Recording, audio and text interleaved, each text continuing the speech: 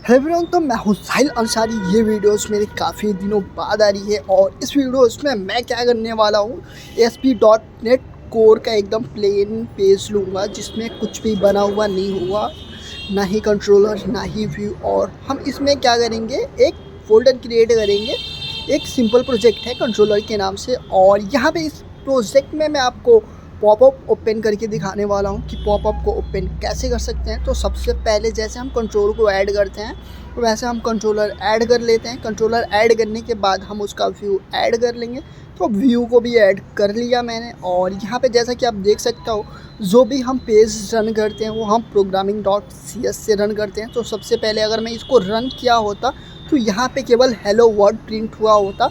तो यहाँ पे हम अपने कंट्रोलर को मैप कर लेंगे। मैप करने के लिए हमें लिखना पड़ता है app controller map, route map करके आता है, उसको लिखना पड़ता है और ब्रैकेट देना पड़ता है। यहाँ पे आपको आता है डिफ़ॉल्ट, उसके बाद आता है कॉमा देके नेम।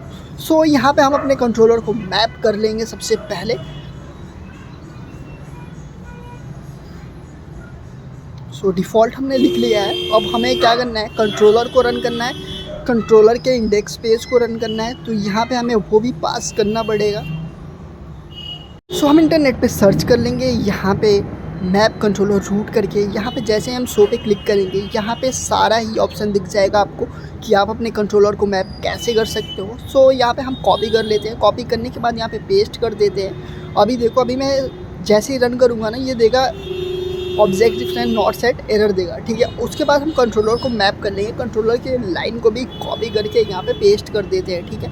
और यहाँ पे हमारा होम कंट्रोलर था और इंडेक्स पेज था, ठीक है। सो अभी मैंने इसको रन किया। रन करते ही देखो अभी आ गया, एरर आ गया द सर्विसेज कनेक्शन का, ठीक है। अब हम क्या करते हैं, सबसे पहले मैं आपको एक बारी क्रोम पे दिखाता हूँ कि हमने कौन सी लाइन को गलत लिखा है। ये देखो, ये जो हमारा लाइन है ना, बिल्डर सर्विसेज, इसको हमें ऊपर रखना था, ऊपर कर दिया मैंने। अब जैसे ही मैं इसको रन करूँगा हमारा जो इंडेक्स पेज है वो रन हो चुका है।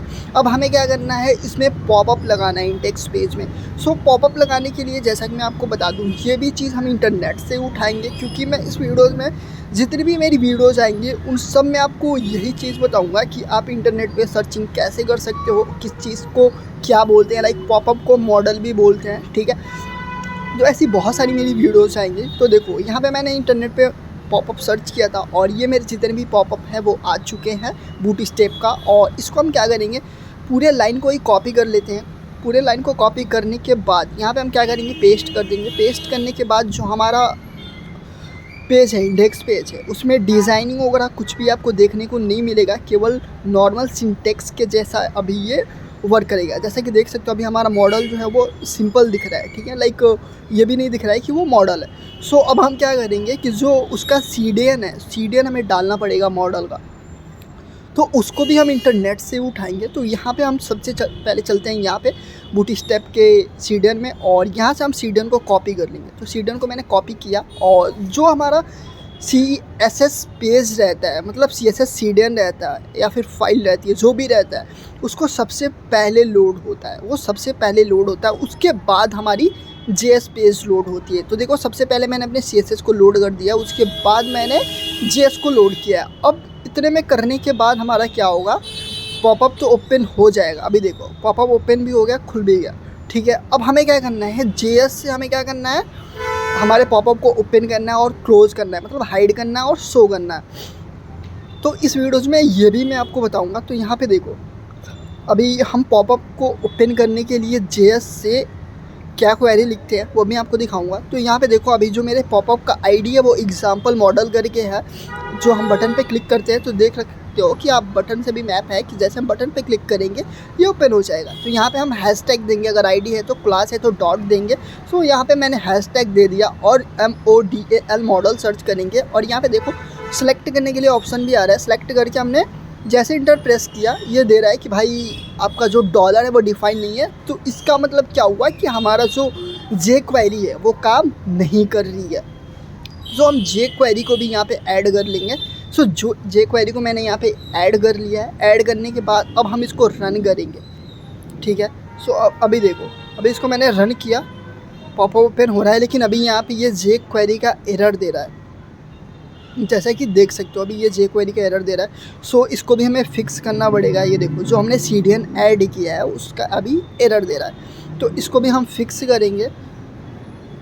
तो चलिए इसको फिक्स कर लेते हैं सबसे पहले, क्योंकि जे क्वेरी बहुत ही ज़रूरी चीज़ है। जब तक हम जे क्वेरी को ऐड नहीं करेंगे जब तक हमारा पॉपअप यानी जब तक हमारा जो डॉलर है वो असाइन नहीं होगा। जब भी हम डॉलर से कुछ भी लिखेंगे, जब भी हम बूटस्ट्रैप को कॉल करेंगे वो एरर देगा। ठीक है, अभी देखो बटन से तो काम कर रहा है लेकिन हमारा जो वो है, जो हमारा जेस यानी कंसोल से ये काम नहीं कर रहा है। तो इसका हमने क्या किया, दूसरा CDN ऐड किया। ठीक है, अभी दूसरा CDN ऐड किया है मैंने, CDN सेम ही है। ओके, और इसको हम अगेन रन करेंगे क्योंकि यहाँ पे इंटरनेट पे 2 CDN दे रखा था मे बी। सो इसको रन करने के बाद अभी भी एरर आ रहा है। तो अभी हम क्या करेंगे, सबसे पहले इस जे क्वेरी के एरर को सॉल्व करेंगे। और देखो यहाँ पे अभी हमारे पास 2 लिंक है, तो पहले वाले URL पे नहीं दूसरे वाले URL पे जाएंगे और वहाँ पे बहुत सारी CDN आपको देखने को मिलेंगी। उसमें से एक जे क्वेरी का CDN हम कॉपी कर लेंगे और यहाँ पे हम कर देंगे पेस्ट करने के बाद अगेन हम अपने पेज को सेव करेंगे और यहाँ पे हम लोड करेंगे। लोड करने के बाद जो हमारा एरर था वो चला गया है। अब देखो यहाँ पे हम क्या कर सकते हैं, यहाँ से हम अपने JS फाइल को ओपन कर सकते हैं। तो देखो यहाँ पे सेम क्वेरी अगेन मैंने लिखा और जैसे मैंने इंटर प्रेस किया विदाउट बटन पे प्रेस किए हमारा जो पॉपअप था वो ओपन हो चुका है। ठीक है, सो हम ऐसे ही अपने पॉपअप को ओपन कर सकते हैं जे क्वेरी का यूज़ करके। लेकिन उससे पहले मैं आपको बता दूं कि यहाँ पे सबसे पहले हम एक www रूट करके जो आता है उसको हम क्रिएट करेंगे रूट को।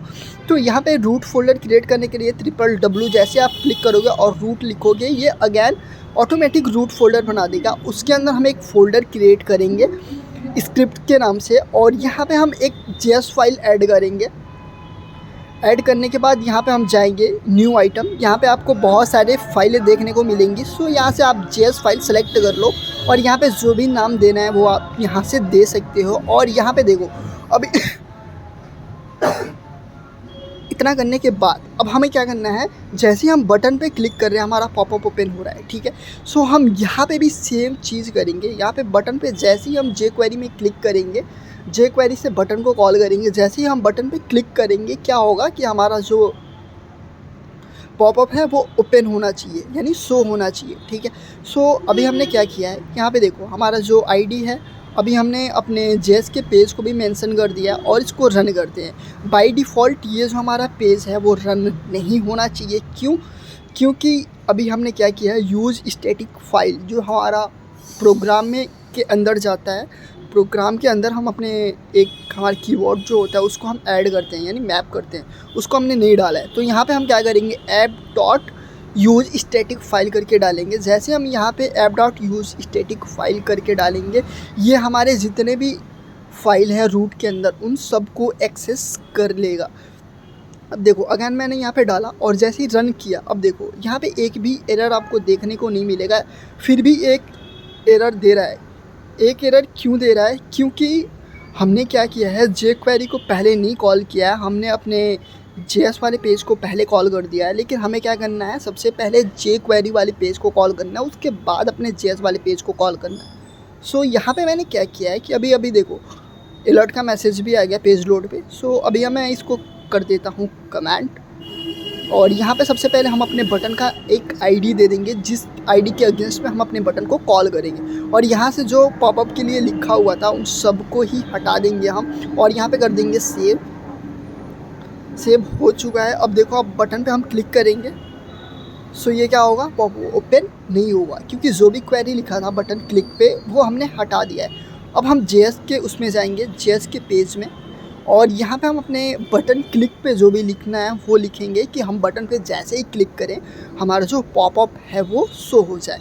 सो यहाँ पे देखो मैंने अगेन सेम क्वेरी लिखा है $बटन जैसा कि मैंने आपको बताया था, अगर ID है तो हैशटैग और क्लास है तो डॉट। सो यहाँ पे मैंने क्या किया, क्लिक का फंक्शन लिख दिया है और इसके अंदर जो मैंने क्वेरी लिखा था कंसोल के अंदर, जैसे हम पेज पे अभी लोड कर रहे थे क्रोम के अंदर ही डोम पे रन कर रहे थे, ठीक वैसे ही क्वेरी हमें भी यहाँ पे लिखना है। सो यहाँ पे देखो मैंने अपने आईडी को भी कॉपी पेस्ट कर दिया और यहाँ पे सेम क्वेरी मैंने यहाँ पे लिख दिया है। अब बटन क्लिक पे क्या होगा कि जब भी मैं बटन पे क्लिक करूँगा ना वहाँ पॉपअप ओपन हो जाएगा। सो ये देखो हमारा पॉपअप जो है वो ओपन हो रहा है बटन क्लिक पे।